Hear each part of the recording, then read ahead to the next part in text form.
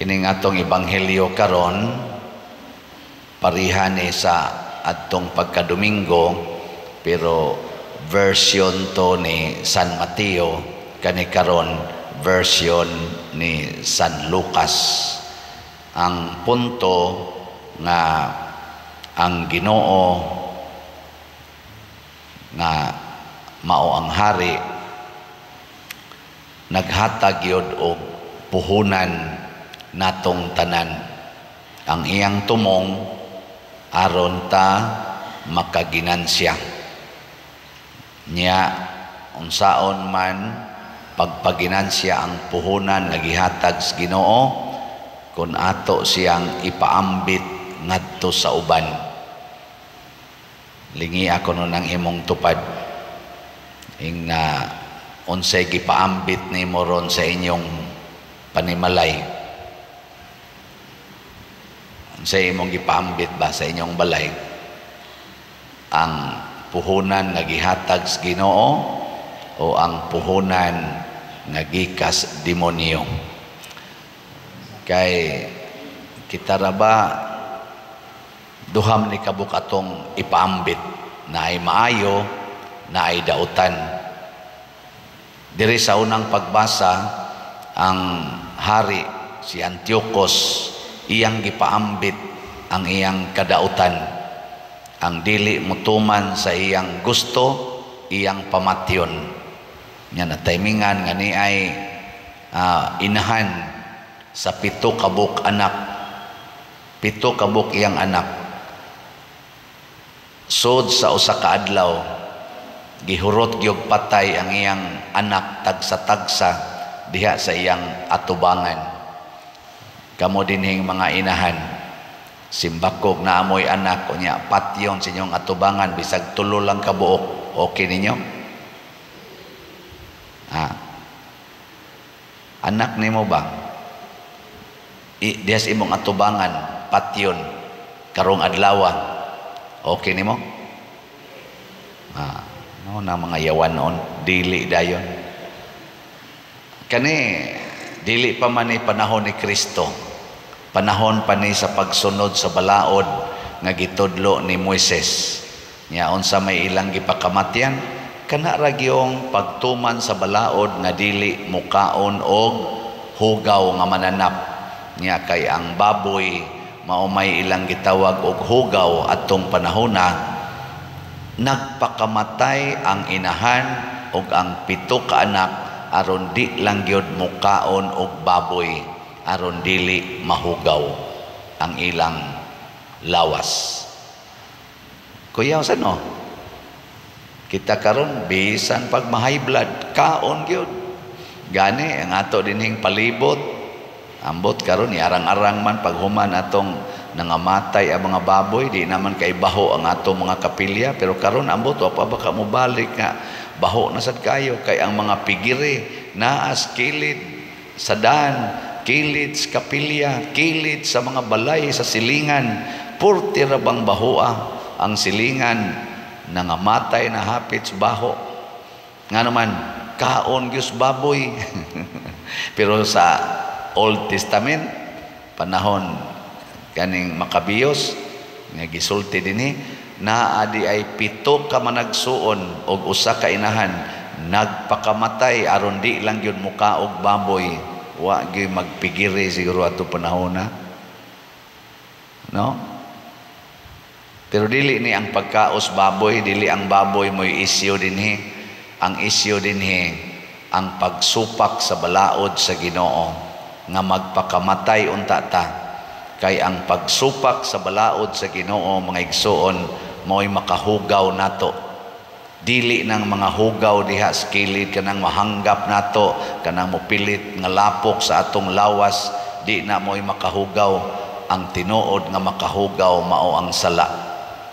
Muna si Santa Cecilia, nisaad siya nga ang iyang lawas ihalad niya sa Ginoo.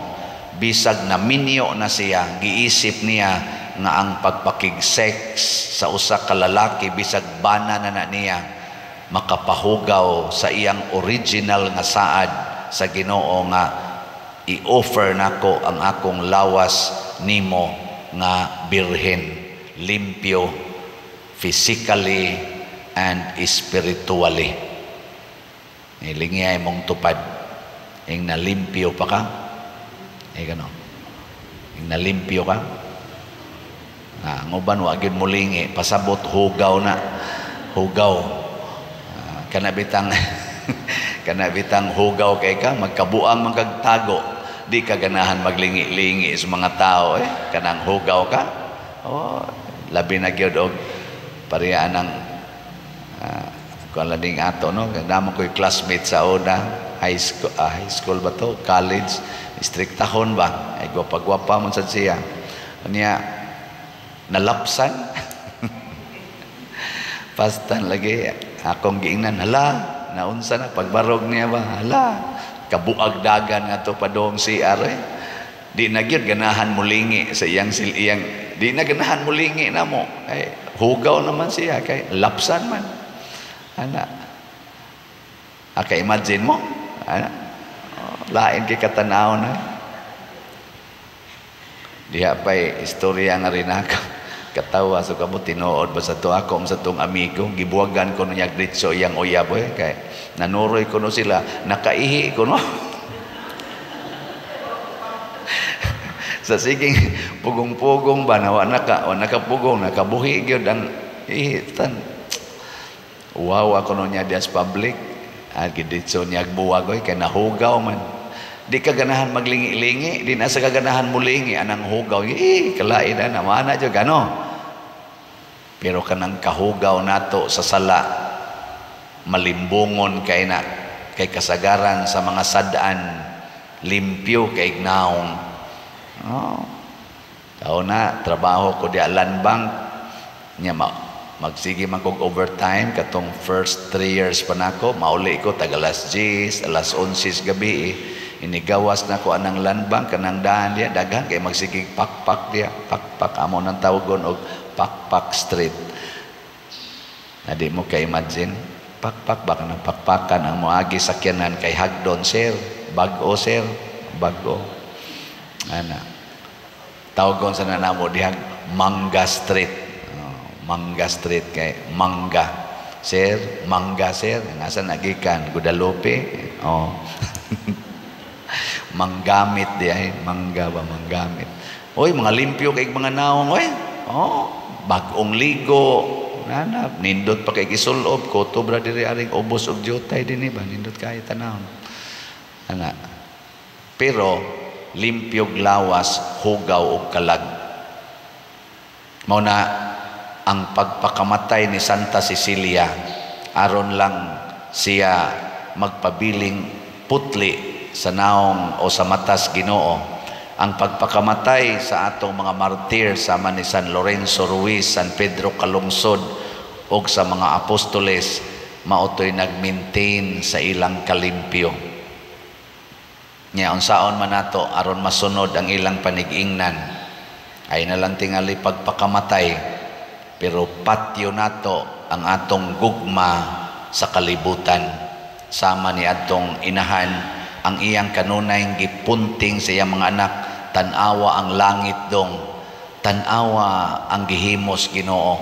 Kamo wa gyud ko kahibaw kinsay gaumol ninyo sa kong tiyan, kinsay nagpahimutang anang bahin sa imong lawas gikan sa nga Ristiil nga may kayong pagkapahimutang ang mga bukog, ang mga tinai, ang mga ugat. Why nahimo ang inahan ni ana matud pa niya. Nya iya dayong giingnan, kung magpakamatay mo sa pagtuman sa iyang balaod, iuli ra na niya ninyo ang tanan nga mawa ninyo aning kalibutan na. Ana, iuli rag balik. Ngano man makahimo man ang Ginoo kay siya may tag-iyas tanan. Muna di kita mahigugmas kalibutan, iuli ra unya nas Ginoo. Natanawa diri sa tong ebanghelyo, ang gihatagan og usa ka kwartang bulawan, iya dayong ginegosyo. Sa ato pa, gibuhian niya siyang kamot. Wa niya tipigi.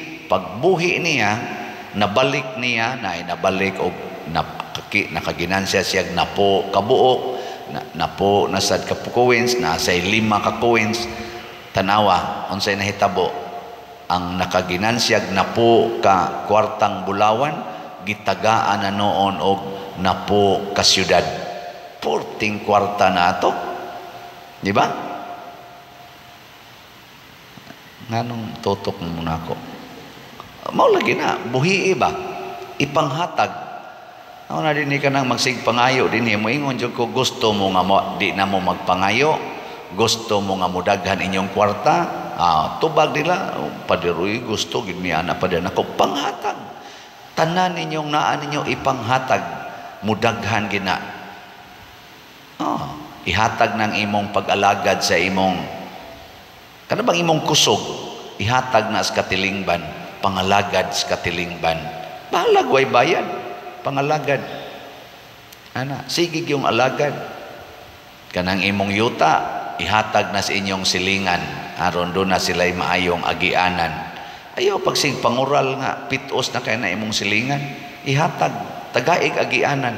Ingka mahurot akong yuta, gitanaw na tog mahurot ba? Ihatag ba? Agianan. Nganong imo man ginang piiton imong silingan? Kamong mga naninda, na may mga naninda diya daprid gisdan, sagda ilang mi pader kay negosyo ning amo panginabuhi ni. Uy, hatagi ninyo ang katilingban ang publiko nga safety sila. Iatras ng imong tindahan layo-layo sa karsada aron dili madisgrasya ang imong mga silingan. Hatag ba? Kanang magdagan ang sakyanan, mga motor lusot-lusot yun, di yun mo hatag og lugar. Bisan ang nilabang sa pedestrian, lutsan yun, hangtod lang nung duha na nakabuk na matay diya, naligsas motor anang mayati. Kay bisag naa na nagsubay sa pedestrian, di yun mo hatag, lutsan yun, patay ang taon. Gahapon, atong sang adlaw, dito misa ko dito silang Fadired, Dalagit, Sailog Jutay sa Argao mong tingal ito. Adi, si Bunga, Sailog Jutay, duha ka buok gabuyod sa karsada, pulos motor, kuan sila, naghigda sa karsada, imbis nga, adto unta tumuhigda silang balay, diha na naghigda sa karsada. Na nagdugo ang ambot buhi pa baka to. Nga naman, tungod na nandigyan mo hatag og lugar. Lusot sa ko, kinsay makauna na to. Mga daw kay tanan ba? Kining atong kadaw, kining atong pagkadi kamanggihatagon, maunahin noon mo patay nato. At tanawa ron ang nanagubat nga mga nasod nga digyon mo hatag og pagsabot, pagdawat og pabor sa ilang isig katao, nagpatay na, pinatyanay na tungod sa kadaw. Ang inahan gihatag niyang iyang 7 ka anak. Si Maria gihatag niya nato ang iyang bugtong anak. Si Santa Cecilia gihatag niya iyang kinabuhi. Gitigbas ko kuno ni kay sige mo siya kanta, giputol ang liog. Pero wa gyud kaputol bisag unsa kahait sa espada, katulog gyud sa gitigbas o kusog kayo, igo ra gyud masamad iyang liog pero wa gyud maputol. Mura bag di gyud maputol ba? Namo tong gibiyaan na lang siya sige agas iyang dugo. Kay di man gyud maputol bisag hunatan pa, nahadlok na lang sang tigputol, gipasagda na lang siya sige agas iyang dugo. Sige lang yapon siya kanta, niabot og 3 ka adlaw wa siya mamatay. Nga iyang giampo nga ang tanan nga mga tao nga nagsigi og kontras Ginoo makonvert unta. Nga nangandoy siya nga kining akong gipuy-ang balay matukuran untag simbahan. Na ditong iyang dako kayong simbahan tungod gyud gipuy-an niya.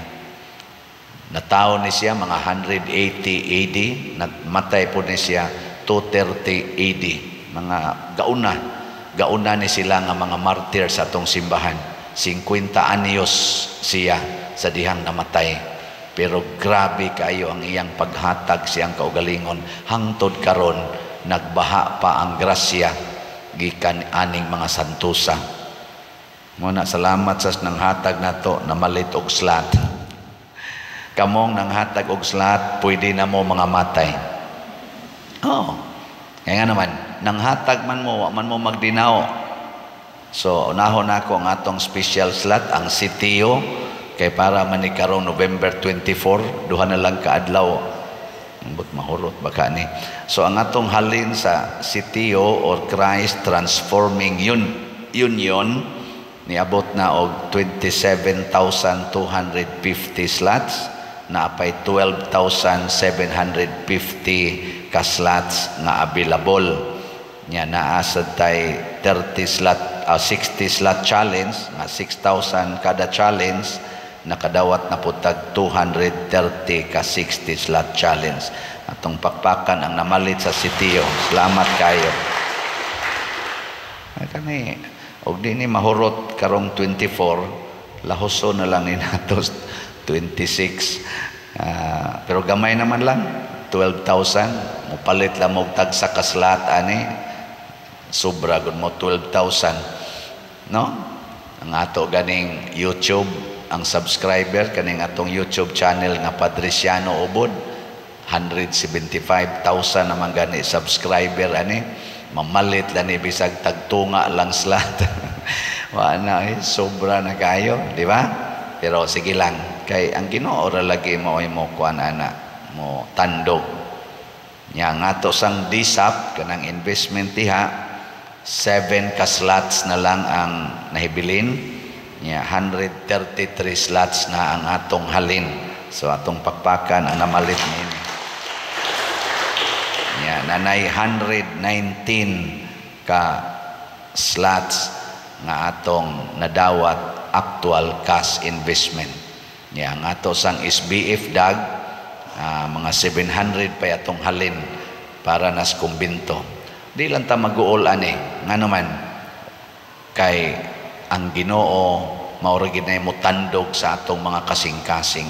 Nya kita sang nakadungog kon gi-inspired na ta, ato dayon ang buhaton. Ayaw kawili ani mga butang sa kalibutan, ipaambit na ug do na tay dakong grasya dito sa langit. Di na kinahanglan magpakamatay pa ta, pero patyo nato kining gugma sa mga butang labi na sa kwarta. Patyo nato ang atong kadao, patyo nato kining atong kaulag nga magsigpangita anang lawasnong katagbawan. Patyo na nato ug mao na nay atong martyrdom sa matas Ginoo. Manindog ta katong gustong mahimong martir.